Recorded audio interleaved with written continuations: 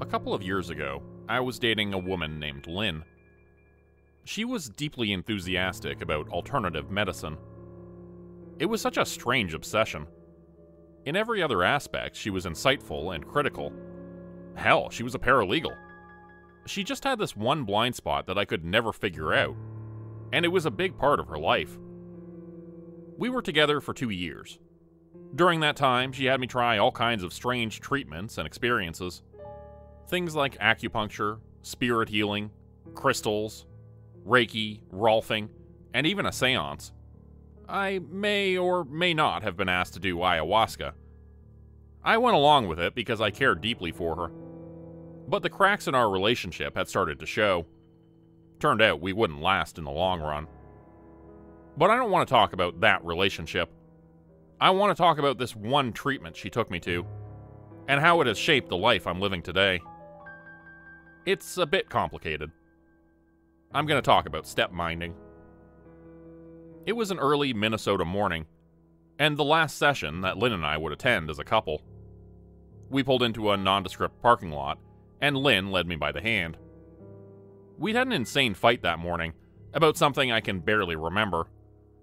I think it was the order you put in your yogurt when eating muesli. Of course, you put the muesli in first, right? It's like cereal.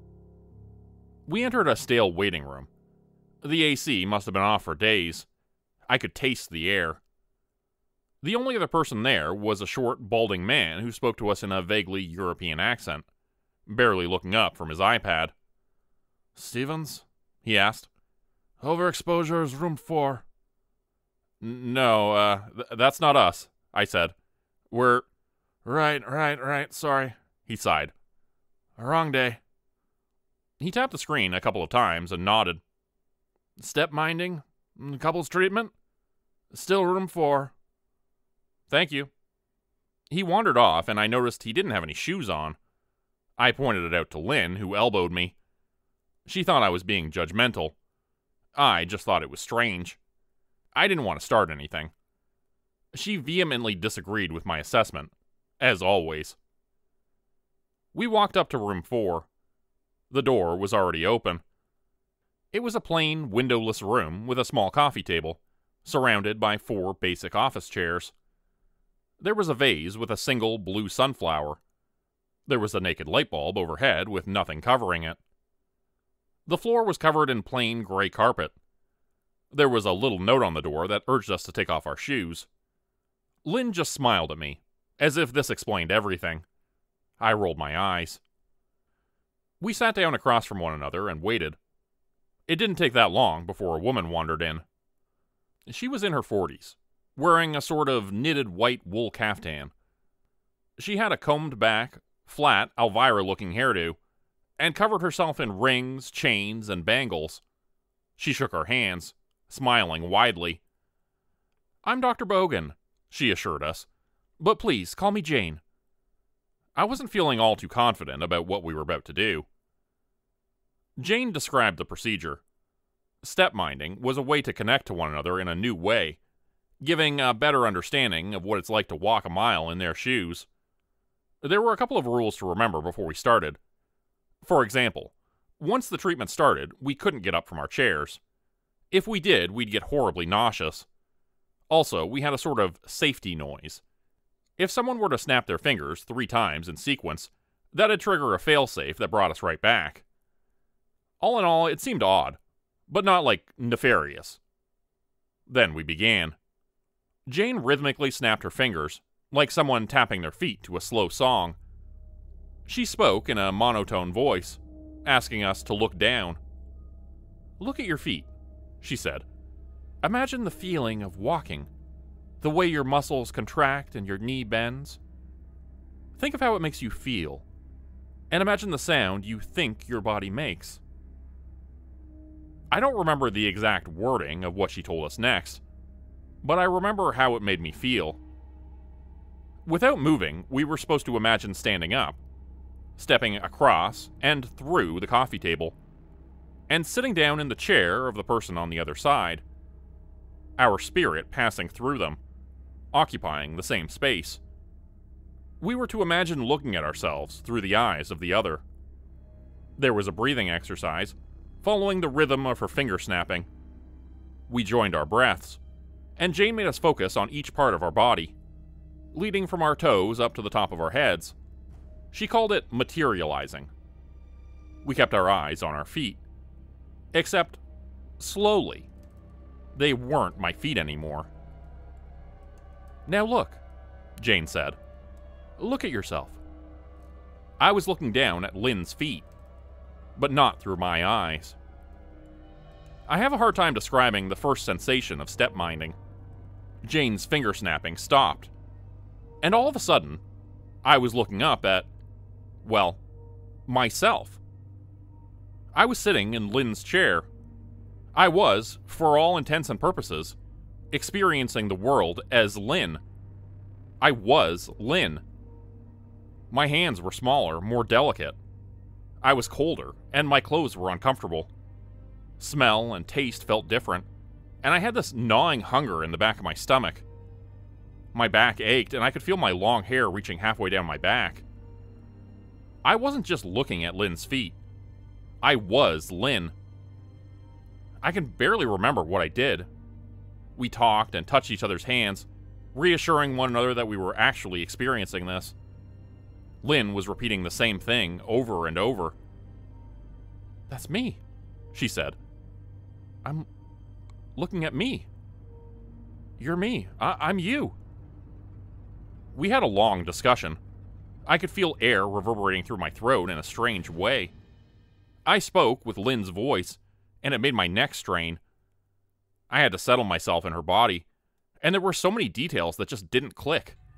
It was so hard to focus on what was being said, when all I could think about was the way my earrings swung back and forth when I moved my head. But after about an hour, Jane snapped her fingers 3 times, and I was back in my chair in the blink of an eye. This is how I realized I was short-sighted.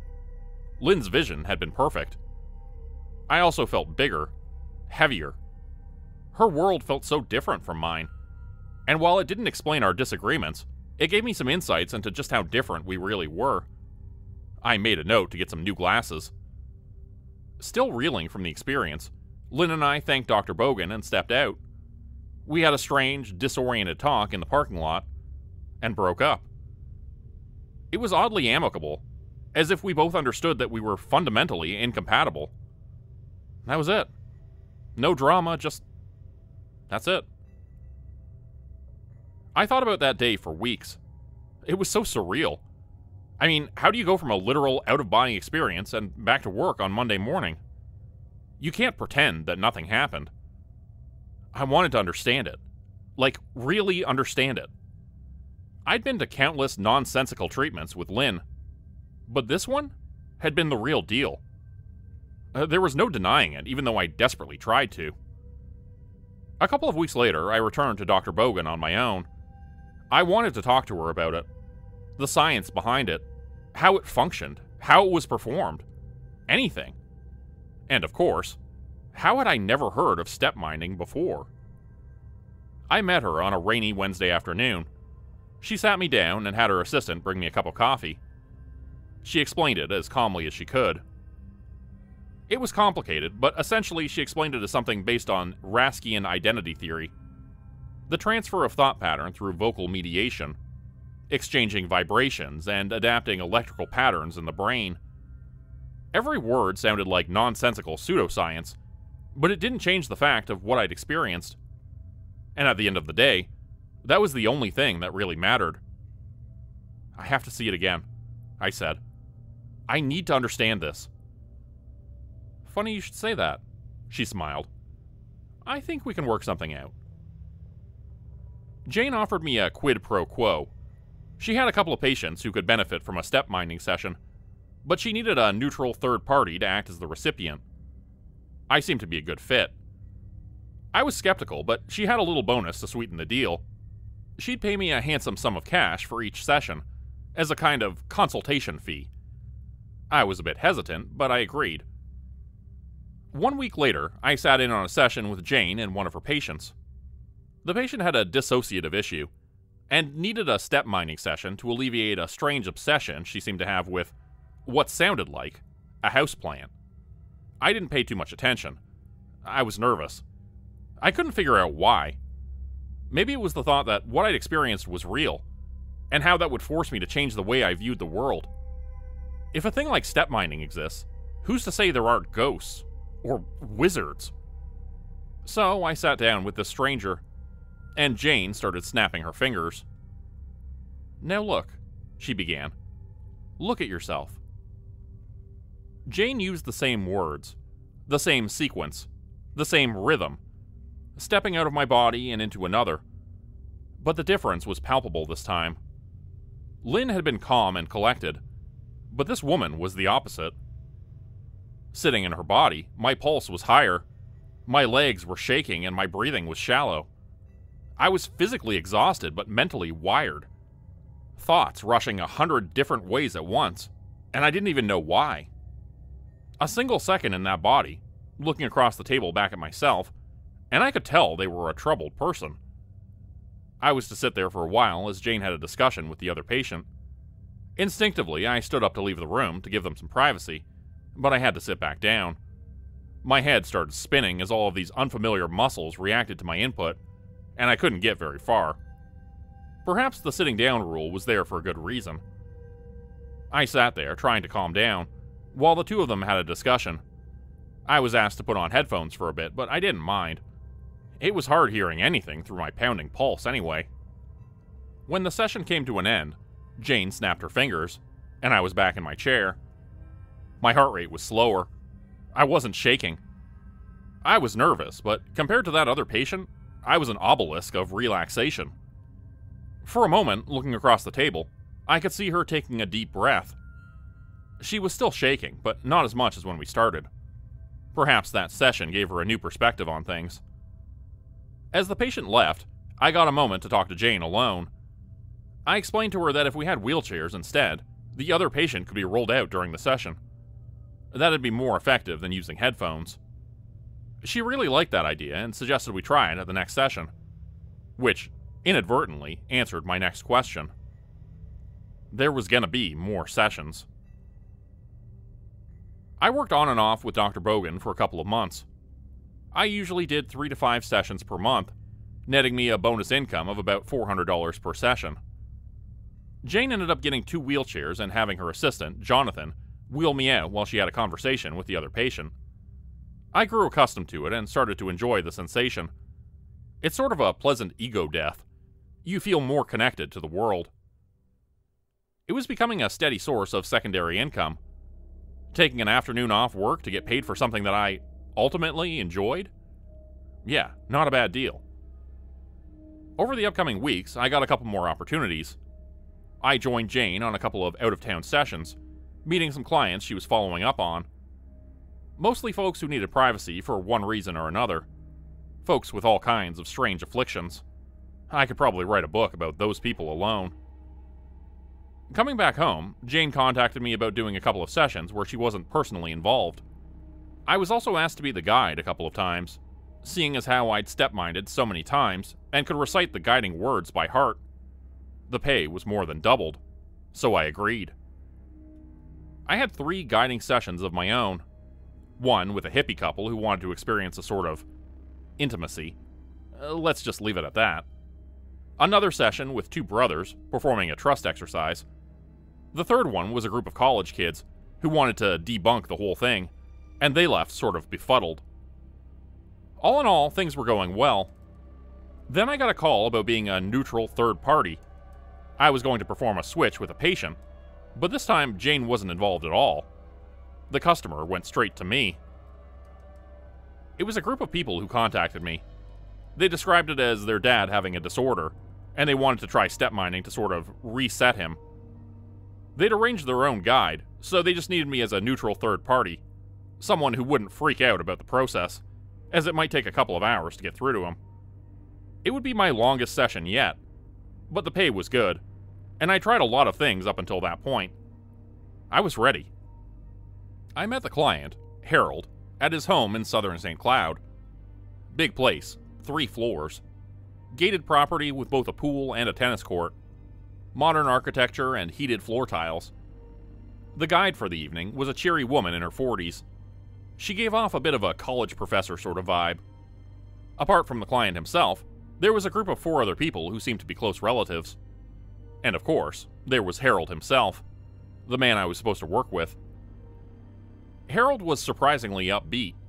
I couldn't see anything obviously wrong with him, which surprised me. From what I understood, he was in dire need of this treatment. He was a man in his early 60s, but could easily pass for 50. Hell, the man had better teeth than me. I could tell he must have been a salesman at some point. You can tell by the smile. I was introduced to the others, who introduced themselves as friends and family. We hurried into the living room, where a space had been prepared. We were all seated as a group. The guide had prepared everything and offered me a reassuring smile. She took our hands, something that Jane usually didn't do. "I just want to make sure we're all feeling good about this," she said. "We good?" "We good," I nodded. "We're good," Harold agreed. And with that, the session was on. The guide snapped her fingers, lowered her voice, and took us down the mental road, and across the table. By then, I knew the process. The right words with the right cadence at the right time. I sunk back in my chair, looking at my feet, and felt the world shift. After a while, my shoes looked different. They were nicer, and my pants fit me better. Slowly, I started to feel the reality of my borrowed body. The various aches and pains, the thinning hair, the wrinkles on my cheek when I blinked. I'd aged about 30 years in a couple of minutes, and it would take some time adjusting. Looking up and seeing myself in the opposite chair, I got this anxious sting in my chest. The thought crossed my mind. What if I never returned? The guide excused herself and left. She'd done her job. The rest was up to Harold and his associates. But as soon as I heard the front door close, the air in the room shifted. Harold was sitting there, looking like me, stretching his arms. The others joined us, making a circle. One of Harold's associates, a young woman who'd introduced herself as Hope, spoke to the both of us. She could easily have been his daughter. "How are you feeling?" she asked. "Everyone okay?" "Yeah," I nodded. "You do what you gotta do." "So this works?" Harold asked. This is it? It's done?" "It's done," Hope smiled. Harold pulled out a gun, a well-polished revolver. I was the only one who reacted, flinching at the sight of it. The others didn't seem to care. I didn't know what to do. Should I be scared? If so, why was no one reacting? "So we just cut the cord then," he said, "and we're good to go." "Wait, what are you—" They were tricking me. They put me in that old body and had no intention of putting me back. I held up my hand and snapped my finger 2 times. But before the 3rd snap, I had a gun pushed against the back of my head. "That won't help," Hope said. "We'll just kill you when you're you again." It's hard to describe what I felt in that moment. The fear was real, but there was also a longing to go back. Being out of your own body is like sleeping outside. You feel exposed and maladjusted. If you know it's just for a while, it's not that bad. But if there's a chance you can't go back, it becomes terrifying. Like getting lost in the woods. That's not even counting for the primal terror you feel having a gun pointed at you. Harold seemed a bit confused, which made me realize that no one had explained the rules to him. That we couldn't get up, and that 3 snaps of a finger would cancel the effect. I got the impression that he thought this was, somehow, permanent. Looking at him, I could see a worry spread across his face. My face.